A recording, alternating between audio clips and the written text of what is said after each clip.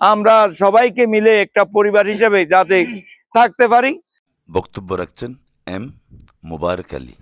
যদি আল্লাহ পাক রব্বুল আলামিন আমাকে হায়াত দান করেন, 30 দিনে 30 দিন যাতে ভাবে পালন করতে পারি, ইফতার মাহফিল করতে পারি, সেভাবে আপনারা দোয়া করবেন।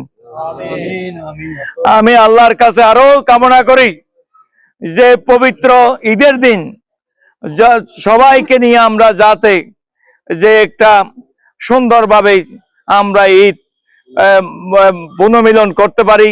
আমরা এক ভাইয়ের সাথে এক ভাই বুকে জড়ে ধরে আমাদের নিজেদের মধ্যে যেই ভুল বুঝাবুঝি, যেই ধরনের মনের মধ্যে দুঃখ কষ্ট থাকে, সেটা যাতে আমরা ভুলে গিয়ে আমরা নতুন ভাবে একটা মানুষ হিসেবে, আমরা আশরাফুল মাখলুকাত হিসেবে পৃথিবীতে যতদিন বেঁচে থাকি, যাতে আমরা একজন অন্যজনকে ভাই হিসেবে গ্রহণ করে আমাদের ভবিষ্যৎ চলতে পারি।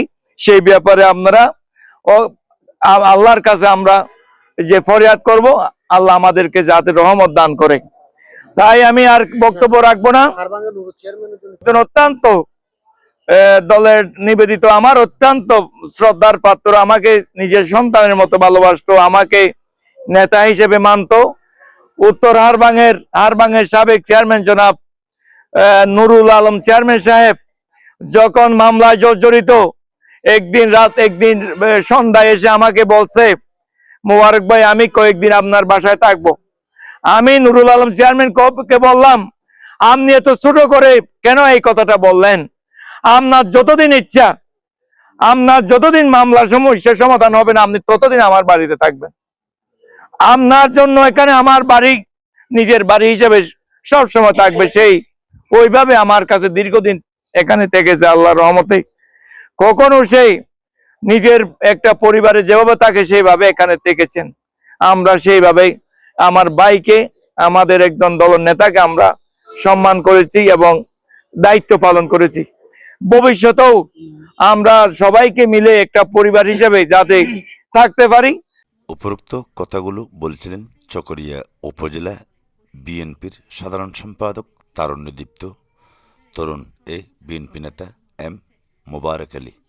2 মার্চ 2026 ইংরেজি তারিখ বিকেলে চকরিয়া উপজেলা বিএনপির সাধারণ সম্পাদক এম মোবারক আলীর চকরিয়া পৌরসভাস্থ ভাঙ্গারমুখ নিজ বাসভবনের আঙিনাতে চকরিয়া পৌরসভার বিভিন্ন ওয়ার্ডের বিএনপি, যুবদল, স্বেচ্ছাসেবক দল ও ছাত্রদলের বিভিন্ন স্তরের নেতাকর্মীদের সম্মানে আয়োজিত এই ইফতার মাহফিলে তিনি কথা বলছিলেন।